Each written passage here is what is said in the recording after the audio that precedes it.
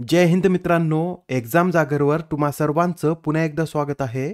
मित्रांनो, या आधीच्या सत्रामध्ये तुमच्यासाठीचा प्रश्न होता, LICच्या विमा सखी या योजनेचं उद्घाटन कोणाच्या हस्ते करण्यात आलं? कोणती योजना आहे? तर विमा सखी असं या योजनेचं नाव असून याचं उद्घाटन पंतप्रधान नरेंद्र मोदी यांनी हरियाणामधून केलं. हरियाणामध्ये कुठे? तर हरियाणामधील पानिपत येथे पंतप्रधान नरेंद्र मोदी यांनी 9 डिसेंबर रोजी या योजनेचं उद्घाटन केलेलं आहे. या योजनेअंतर्गत 3 वर्षांसाठी महिलाला प्रशिक्षित केलं जाणार असून पहिल्या वर्षात 2 लाख महिलांची भरती या योजनेत केली जाईल.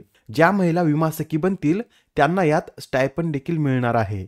या योजनेसाठीची पात्रता आहे ती म्हणजे ती महिला 10वी पास असणं आवश्यक आहे.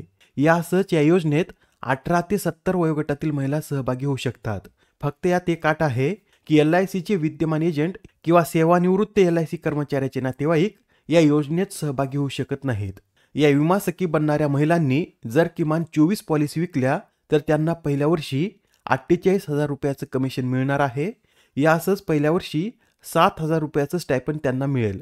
हे जे स्टायपंड आहे हे दुसऱ्या वर्षी कमी होऊन काही अटीसह 6,000 होईल, तर तिसऱ्या वर्षी हे स्टायपंड 5,000 इतकं होईल. महत्त्वाची योजना आहे, लक्षात ठेवा. आणि आता आजच्या सत्राला सुरुवात करण्याआधी व्हिडिओला लाईक करा व हा व्हिडिओ आपल्या मित्रांसोबत सुद्धा शेअर करा. येणाऱ्या एक्झाममध्ये त्यांना सुद्धा या व्हिडिओचा फायदा होईल. पहिला प्रश्न पहा, फिडे वर्ल्ड चॅम्पियनशिपची विजेतेपद पटकावणारा सर्वात तरुण बुद्धिबळपटू कोण ठरला आहे? आता ही जी फिडे वर्ल्ड चॅम्पियनशिप आहे याचं विजेतेपद आपल्या भारताच्या डी गुकेश यांनी पटकावलं. बरं, त्यांनी या स्पर्धेत कोणाला हरवलं? तर गत विजेत्या चीनच्या डिंग लेरेन यांना हरून त्यांनी ही स्पर्धा जिंकली. यासच ते 18व्या वर्षी स्पर्धा जिंकणारे जगातील पहिलेच बुद्धिबळपटू ठरले आहेत. त्यांच्या आधी 1985 साली रशियाच्या गॅरी कास्पारोव्ह यांनी वयाच्या 22व्या वर्षी ही स्पर्धा जिंकून सर्वात तरुण विजेते होण्याचा मान पटकावला होता. पण आता डी गुकेश यांनी त्यांना मागे टाकत हा विक्रम आपल्या नावावर केला आहे. डी गुकेश यांना या मॅचमध्ये 7.5 गुण मिळाले, तर चीनच्या डिंगलेरेन यांना 6.5 गुण मिळाले आहेत. मित्रांनो, याआधी कोणत्या भारतीय बुद्धिबळपटूने फिडे वर्ल्ड चॅम्पियनशिपचं विजेतेपद पटकावलं होतं का? तर एकमेव भारतीय बुद्धिबळपटूने याआधी या स्पर्धेचं विजेतेपद पटकावलं होतं व ते म्हणजे विश्वनाथन आनंद यांनी 2012 मध्ये ही स्पर्धा जिंकली होती. त्यानंतर या स्पर्धेचं विजेतेपद पटकावणारे डी गुकेश हे दुसरे भारतीय ठरले आहेत. बरं, या स्पर्धेत विजेत्या डी गुकेश यांना किती रोख रक्कम देण्यात आली? तर त्यांना या स्पर्धेत 20.86 कोटी म्हणजेच 2.5 दशलक्ष अमेरिकन डॉलर इतकी रोख रक्कम देण्यात आली. बरं, आपल्याला असे विचारलं जाऊ शकतं की डी गुकेश हे कोणत्या राज्याचे बुद्धिबळपटू आहेत? तर ते तामिळनाडू या राज्याचे बुद्धिबळपटू आहेत. सध्या ते चेन्नईमध्ये राहतात आणि त्यांचा जन्म 7 मे 2006 रोजी झाला होता.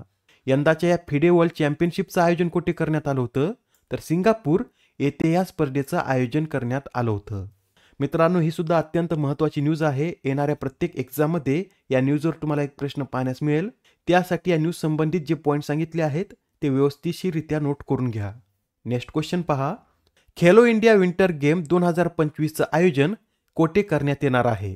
तर हे जे 2025 मधील खेलो इंडिया विंटर गेम्स आहेत याचं आयोजन जम्मू काश्मीर आणि लडाख या 2 केंद्रशासित प्रदेशामध्ये करण्यात येईल. म्हणजे या प्रश्नाचं योग्य उत्तर काय आहे? तर पर्याय क्रमांक 4 हे या प्रश्नाचं योग्य उत्तर आहे. 2025 मध्ये या खेलो इंडिया विंटर गेम्स 2 टप्प्यात आयोजित करण्यात येणार असून पहिला टप्पा 23 ते 27 जानेवारी दरम्यान लडाखमधील लेह येथे पार पडेल आणि या पहिल्या टप्प्यात आईस स्पोर्ट्सचं आयोजन करण्यात येईल. या आईस स्पोर्ट्समध्ये आईस हॉकी आणि आईस स्कीइंग या 2 स्पर्धांचा समावेश आहे. दुसरा टप्पा 22 ते 25 फेब्रुवारी दरम्यान जम्मू काश्मीरमधील गुलमर्ग येथे आयोजित करण्यात येणार असून या दुसऱ्या टप्प्यात स्नो स्पोर्ट्सचं आयोजन करण्यात येईल. या स्नो स्पोर्ट्समध्ये alpine skiing, Nordic skiing, ski पर्वतारोहण आणि स्नोबोर्डिंग या खेळांचा समावेश आहे. मित्रांनो, पहिल्या इंडिया विंटर गेम्सचं आयोजन कधी करण्यात आलं होतं? तर 2000 साली जम्मू काश्मीरमधील गुलमर्ग येथे या खेळाचं आयोजन करण्यात आलं होतं. आता हा प्रश्न पहा, यात काय विचारलं आहे? तर पहिल्या भारतीय सागरी वारसा परिषदेचं आयोजन कोठे करण्यात आले? तर ही जी पहिली भारतीय सागरी वारसा परिषद आहे याचं आयोजन नवी दिल्लीमध्ये करण्यात आलं होतं. ही परिषद 11 ते 12 डिसेंबर दरम्यान पार पडली असून या परिषदेचं उद्घाटन कोणाच्या हस्ते करण्यात आलं? तर या परिषदेचं उद्घाटन सर्वानंद सोनोवाल यांच्या हस्ते करण्यात आलं. नेक्स्ट क्वेश्चन, 10 डिसेंबर रोजी शांततेच्या नोबेल पुरस्काराचे वितरण कोणत्या शहरात करण्यात आले? या प्रश्नाचं योग्य उत्तर आहे पर्याय क्रमांक 4 म्हणजेच 10 डिसेंबर रोजी शांततेच्या नोबेल पुरस्काराचे वितरण ओस्लो या शहरामध्ये करण्यात आलं. मित्रांनो, हे जे नोबेल पुरस्कार आहेत याचं वितरण दरवर्षी 10 डिसेंबर रोजीच करण्यात येतं. हे पुरस्कार 10 डिसेंबर रोजीच का वितरित केले जातात? तर 10 डिसेंबरला अल्फ्रेड नोबेल यांचं निधन झालं होतं. त्यांच्या पुण्यस्मरणार्थ या पुरस्काराचं वितरण 10 डिसेंबर रोजीच करण्यात येतं. बरं, हा शांततेचा पुरस्कार तर ओस्लो या शहरात देण्यात येतो. जे इतर पुरस्कार आहेत यांचं वितरण कुठे करण्यात येतं? तर इतर पुरस्कारांचं वितरण स्वीडनची राजधानी स्टॉकहोम मध्ये करण्यात येतं. मित्रांनो, 2024 मधील जे नोबेल पुरस्कार आहेत ते एकदा आपण थोडक्यात रिवाइज करून घेऊया. तर पहा, वैद्यकशास्त्राचा नोबेल पुरस्कार हा विक्टर ॲब्रोस आणि गॅरी रूकुन यांना देण्यात आला असून त्यांना हा पुरस्कार मायक्रो आरएनएचा शोध आणि पोस्ट ट्रान्स्क्रिप्शनल जीन रेग्युलेशनमधील त्यांच्या भूमिकेसाठी देण्यात आला. भौतिकशास्त्रातील नोबेल पुरस्कार जॉन जे हॉपफिल्ड आणि जेफ्री हिंटन यांना देण्यात आला असून त्यांना हा पुरस्कार कृत्रिम न्यूरल नेटवर्कसह मशीन लर्निंग सक्षम करणाऱ्या त्यांच्या मूलभूत शोध आणि संशोधनासाठी मिळाला. रसायनशास्त्रातील नोबेल पुरस्कार डेव्हिड बेकर यांना कम्प्युटेशनल प्रोटीन डिझाईनसाठी मिळाला असून डेमिस हसाबिस आणि जॉन एम जम्पर यांना प्रोटीन संरचना अंदाजासाठी हा पुरस्कार मिळाला आहे. साहित्याचा नोबेल पुरस्कार दक्षिण कोरियाच्या हानकांग यांना मिळाला असून हा पुरस्कार मिळवणाऱ्या त्या दक्षिण कोरियाच्या पहिल्याच महिला आहेत. अर्थशास्त्रातील नोबेल पुरस्कार डॅरॉन एसिमोग्लू, सायमन जॉन्सन आणि जेम्स ए रॉबिन्सन यांना सामाजिक संस्थांची निर्मिती आणि त्यांचा समाजाच्या प्रगतीवर होणारा परिणाम या शोधासाठी देण्यात आला. तर शांततेचा नोबेल पुरस्कार निहोन हिंदाक्यो या संस्थेला देण्यात आला असून ही एक जपानी संस्था आहे जी अण्वस्त्रांच्या विरोधात प्रचार करते. ठीक आहे, तर आता नेक्स्ट क्वेश्चन पहा. डायरेक्टर्स गिल्ड ऑफ अमेरिका अवॉर्ड्सचा लाईफ टाईम अचिव्हमेंट अवॉर्ड कोणाला जाहीर झाला? तर हा जो डायरेक्टर गिल्ड्स ऑफ अमेरिका अवॉर्ड्सचा लाईफ टाईम अचिव्हमेंट पुरस्कार आहे हा पुरस्कार आंग ली यांना जाहीर झाला. हे जे आंग ली आहेत हे एक चित्रपट निर्माते असून लाईफ ऑफ पाय या चित्रपटाची निर्मिती देखील त्यांनीच केली होती व त्यांना आता हा लाईफ टाईम अचिव्हमेंट पुरस्कार जाहीर झाला आहे. या पुरस्काराचं वितरण 8 फेब्रुवारी 2025 रोजी 77व्या डीजे पुरस्कारामध्ये करण्यात येईल. आंग ली हा पुरस्कार मिळवणारे इतिहासातील 37वे चित्रपट निर्माते ठरले आहेत. मित्रांनो, याआधी सुद्धा आपण काही महत्त्वपूर्ण पुरस्कार पाहिले होते, ते पुन्हा एकदा पाहून घेऊया. 2024चा WTA player of the year हा पुरस्कार अरिना सबालेन्का यांना जाहीर झाला. 2024चा इंदिरा गांधी शांतता पुरस्कार मिशेल बॅसिलेट, सर्वोत्तम ग्रामपंचायत पुरस्कार साताऱ्याची मान्याची वाडी, ब्रिटनचा प्रतिष्ठित टर्नर पुरस्कार जसलिन कोअर, इरास्मस पुरस्कार अमिताव घोष, तर नटसम्राट बालगंधर्व जीवन गौरव पुरस्काराने अशोक सराफ यांना सन्मानित करण्यात आलं.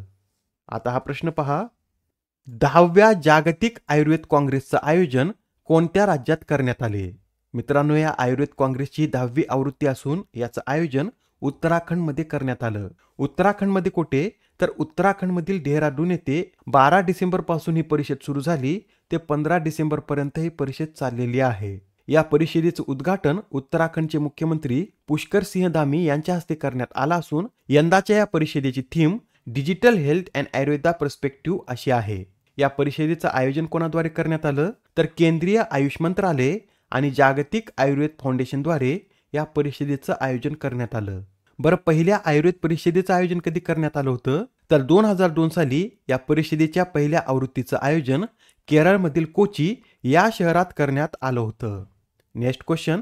2024-25 साठीच्या 5व्या द्विमासिक पतधोरणात आरबीआयने CRR मध्ये किती टक्के कपात करण्याची घोषणा केली? मित्रांनो, याआधी आपण पाहिलं होतं की आरबीआयने या 5व्या द्विमासिक पतधोरणात सलग 11व्यांदा रेपो दरात कोणताही बदल न करण्याचा निर्णय घेतला, पण या पतधोरणातच आरबीआयने CRR मध्ये बदल करण्याचा निर्णय घेतला आहे.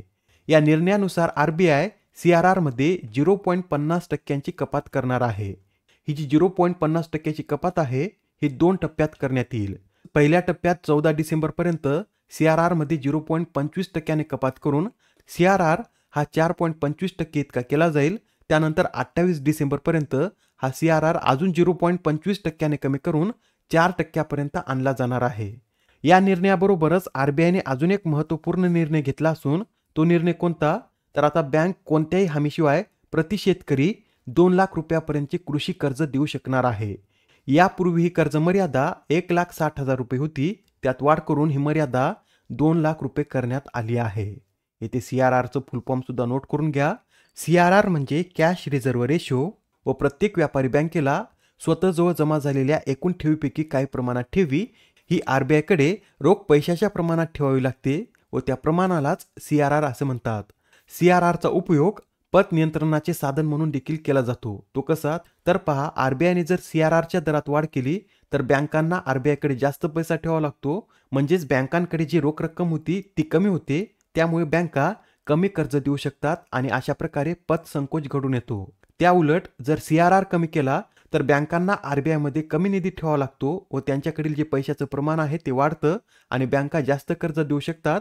त्यामुळे CRR कमी केल्यास पत विस्तार घडून येतो. ठीक आहे, एवढे पॉईंट तुमच्या लक्षात आले असतील. तर आता हा प्रश्न पहा. अलीकडे चर्चेत आलेल्या एम्मा मॅक्युओन या कोणत्या खेळाशी संबंधित आहेत? या प्रश्नाचं उत्तर आहे पर्याय क्रमांक 1 म्हणजेच एम्मा मॅक्युओन या जलतरण या खेळाशी संबंधित आहेत. बरं, सध्या आता त्या चर्चेमध्ये का आल्या आहेत? तर अलीकडेच त्यांनी निवृत्तीची घोषणा केली, त्यामुळे त्या चर्चेत आल्या होत्या. एम्मा मॅक्युओन यांच्याविषयी सांगायचं झालं तर ऑलिम्पिक इतिहासातील त्या सर्वात यशस्वी ऑस्ट्रेलियन ॲथलीट आहेत.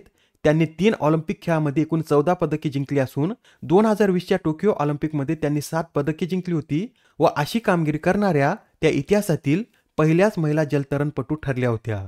त्यांनी आतापर्यंत जे 14 ऑलिम्पिक पदक पटकावले आहेत त्यात 6 सुवर्ण, 3 रौप्य व 5 कांस्य पदकांचा समावेश आहे. नेक्स्ट क्वेश्चन पहा. आंतरराष्ट्रीय यमी पुरस्कार कार्यक्रम होस्ट करणारे पहिले भारतीय कोण ठरले आहेत?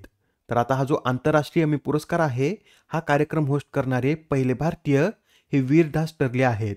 हा जो आंतरराष्ट्रीय यमी पुरस्कार आहे यातील पुरस्कार International Academy of Television Arts and Sciences तर्फे देण्यात येतात. आजच्या सत्रामधील शेवटचा प्रश्न पहा.